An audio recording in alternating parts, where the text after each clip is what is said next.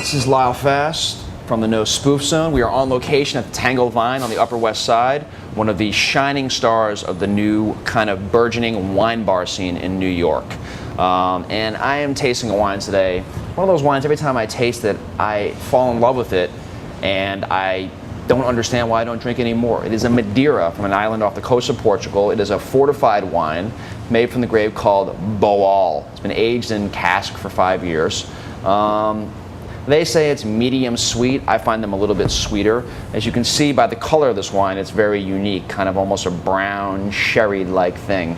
It's related to sherry Madeira, but I find Madeira to be one of the great wines in the world. But you know, it's high in alcohol and it's a very particular taste, so not a lot of people drink it. It's Madeirized, there's caramel, there's all these kind of things to it. They can't like drink a couple of glasses of it, but after a meal, it is fantastic. And they take forever to come around. There's still Madeiras that are drinking from 1600 and 1700 and 1800. And I mean, it's a remarkable, remarkable wine. The nose has that thing, what I love about Madeira. It has kind of a caramel Madeirized character, but there's also a salinity to this wine that is exceptional. I mean, just, you know, fleur de sel, sea salt, you know, it really, really comes through on the nose. Iodine almost. And there is something on the nose, I'm gonna say, it's a very negative term, but I like it. It smells like vulcanized rubber. Oh yeah, vulcanized rubber, big time. But vulcanized rubber, you don't want to be smelling normal vulcanized rubber, but in Madeira, it's beautiful.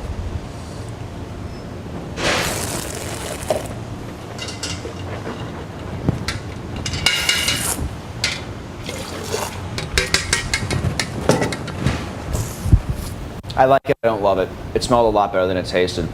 I mean, it's a fortified wine, which means there's brandy added, so I'm getting a little bit of heat, but it's juicy, it's ripe, there's good nuttiness, figginess, which is very common in Madeira. It's got a long finish, it's got kind of a voluminous, soft, pillowy texture, good acidity, and it actually is medium sweet because there's a salinity on the finish.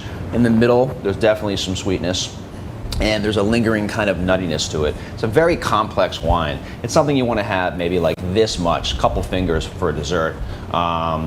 It's nice, it's very nice. You have to like Madeira. You know, if you've never had it, maybe you'll like it. An acquired taste. Single malt wines, I guess you could call it.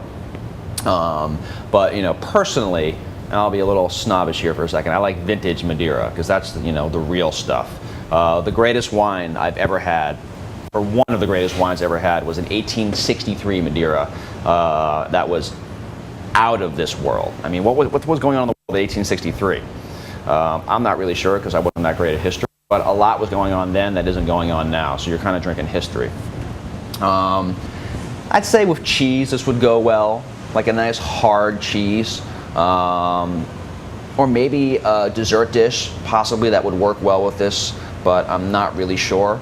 Because I don't drink enough Madeira, but this is a pretty good wine, and if you're here, try it, check it out, see if you like it. It's definitely way, way off the beaten track, but Madeira also has a maniacal following by a small few in this country, led by Manny Burke of the Rare Wine Company over there in San Francisco. Really interesting wine. I'm gonna have one more sip.